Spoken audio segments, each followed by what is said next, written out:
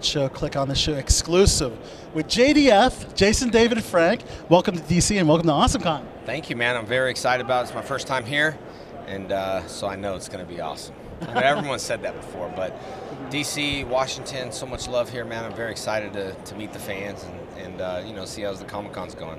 Yes, of course. Comic-Cons, that's pretty much your life. JDF, you seem to appear at a lot of them. Be remiss if we didn't ask about how everything's been since the incident in Phoenix with that crazy fan, which hopefully that's been taken care of. Yeah, you know, I'm really on a mission to make Comic-Con safer. Yes. I do know that it might hose me down the line to a few promoters, might not want to book me or whatever the case is, but I feel like I need, it's like my calling from God, man. Put me here to meet fans and do my things, but because this happened and this happened to particular me, I want to make sure, and I've got a lot of love. Mike at SuperCon down there, Jim in Albuquerque, they're making some extreme measures, and here, you know, we got some officers here. It seems like it's a little bit more locked down. Although I haven't been here long enough to see how things are going, but try to make it safe. I mean, it's super hard to say no prop guns, no this. I don't know what you're going to do as a promoter. I do know this as a fan. Read the website, and I do know promoters. If you're not doing anything, now's the time where you need to do it. This is another time capsule again that's going to say what's going to happen when something happens again. You know, now with the whole guy pleading not guilty, he's got somewhat of an attorney, a private attorney. It's like, you know, it's one of those things where I'm like really care about the fans. And like that article said, I'm not going to zip up my body bag. It did not say my, it said a. There's a big difference to me. My body bag, a. That means someone else. That means the little kids. That means you. You know what I mean? Yes. When your time is here, your time is here. But my time's not here. And I want to make sure that everyone has a safe time at Comic-Cons, because this will be in the news for the next year and a half until the guy gets convicted. You know, and I don't want people to be scared of Comic-Cons. I want people to feel safe, you know. Yeah, it's a safe and fun environment, and that's what we're here for. And of course, unfortunately, that's not over. So if he's pleading not guilty, a future trial is impending, yes? Yeah, I'm sure. You know, we never know what happens with this stuff. But I do know, honestly, man, like, I pray for everybody. I know the guy must have been a JDF fan, because if you're not in my social media world, people usually don't call me JDF. So I reach out to a lot of people through social media. You know, usually people refer to me as Jason, David, Frank, or if they know me, JDF, or maybe you refer to me as Tommy or the Green Ranger. But, you know, I reach to so many people, and I'll continue to reach. And, you know, this could happen anywhere. So many things are going on around the world. I'm just saying I have a chance, we all have a chance to say, hey, let's not make it happen here. This is a fun place. This is fun for kids, and I enjoy it, and I love doing Comic-Con. So far, I got word from the promoters. They're really locking things down and making it safer, and it looked like outside. You know, maybe a longer line, longer wait, but overall, it's looking good so far. And we're in DC, so you know how Secret Service is out here in DC. Yeah, it is. So how did you like coming back to portray, I guess, a cameo role in the new Power Rangers movie? Yep.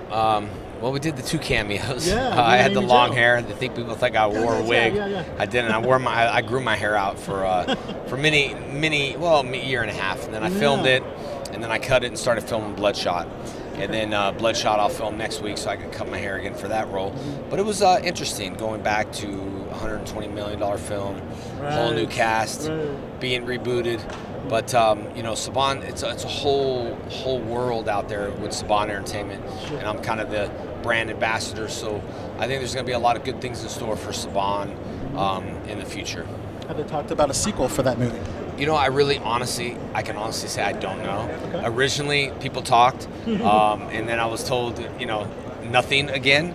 So when they tell me nothing, it's like, I wonder what's going on. But I'm sure people are going to want to see it, man. It was successful, so why not, right? Yeah, it was successful. And I thought it was great. No complaints, and people were happy. I got to ask, since you're an MMA enthusiast and a fighter as well, your thoughts on Conor McGregor versus Floyd Mayweather? Oh, my God. That's got to keep that neutral. I know that. I got a lot of people out there going to be judging. All right. Let's just say this is boxing. All right. Yes, and it is, right? And yeah, it is. And I know people say Mayweather runs. All right. But he's a boxer. He's highly conditioned to train to box. and he's never lost. And McGregor has the power to knock out Mayweather. But I've sparred boxers before, and boxers sometimes are very hard and annoying to hit. And sometimes their defense looks like they're running and moving and sticking and moving, but McGregor does have the power, I would believe, in those kind of gloves to knock out Mayweather, but it's not MMA.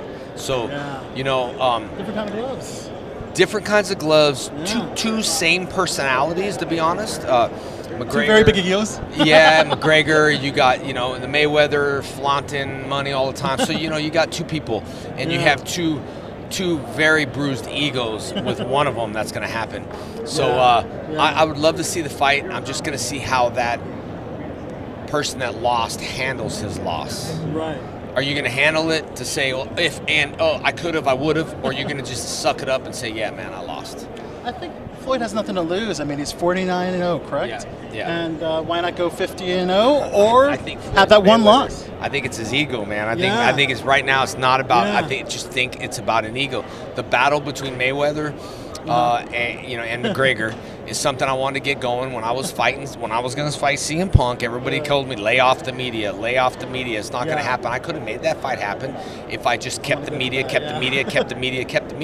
could have happened.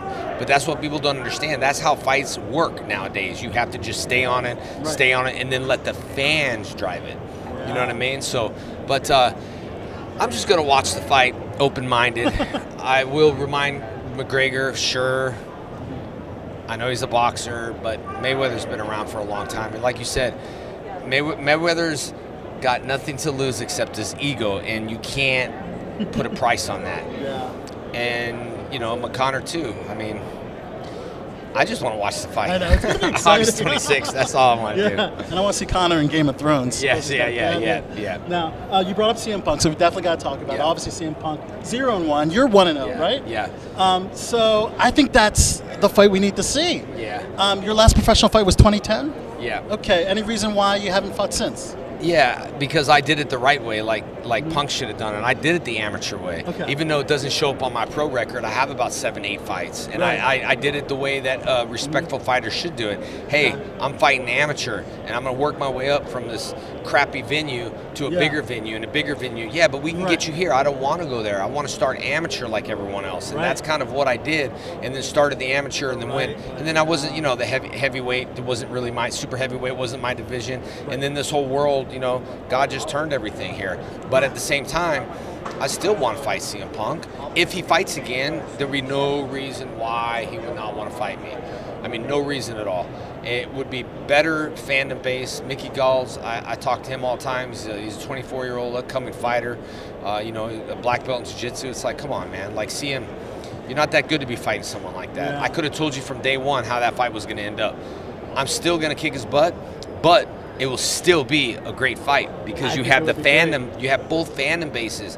CM Punk, JDF, and we're not going to let you down like that. You know what I mean? We won't let people down, and it's just. And if I have to milk it a little bit more so he can stand up, I'll milk it a little more. Stand up, Punk, stand up. Okay, stand up. Don't be a wimp. But I'm just saying. People always, when I talk about it, let it go, and I would fight him for $1. It's not about the money, man. Wow. When I do these shows, I don't get paid for these shows. People can either get stuff at the table or they don't want to. I'm on my time. That's why when you see me here and not people sitting outside of the tables just waiting, I'm on my time because I want to do it. Right. That's my thing. My thing has not always been about money. Money can mess your mind up. Right. It's about the passion about what you want to do, and it's about honoring your word. You know what I mean? So when people are like, JDF's just trying to get that money, I'm not. Punk trying to get that money because if you really want to fight, then fight me for $1. You can get paid $1 million. You could take $2 million. Just give me $1 to make the contract legal. Dana White, you heard it here. JDF still challenging CM Punk. I think that match definitely needs to happen.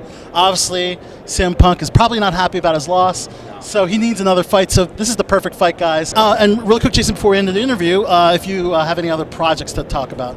Yeah, right now I'm working on a project I really love. It's with Valiant.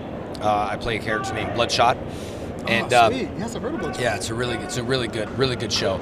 Aaron with Bat and the Sun's producing it, and Valiant, obviously the executives. But we have Mike Rowe, Derek Thaler. I mean, John Hennigan. We have a huge cast of about 10 superhero characters. John Hennigan, who was John Morrison, WWE. Yeah. He's playing External Warrior. Every casting, all the casting, man, matches. I just can't believe how well the cast matches. And we're coming down to about the last week of filming, and we'll make announcements where that's going to be. And I tell you what, it's going to be bigger than we even thought it was going to be, dream of, because it came out like so awesome that this is going to be, digital series platform on a certain network, and then from there there's movies and a bunch of other stuff. So if you haven't seen the trailer, it's on Bat in the Sun, and Ninjak versus the Value Universe. And but just remember, Bloodshot, that's me.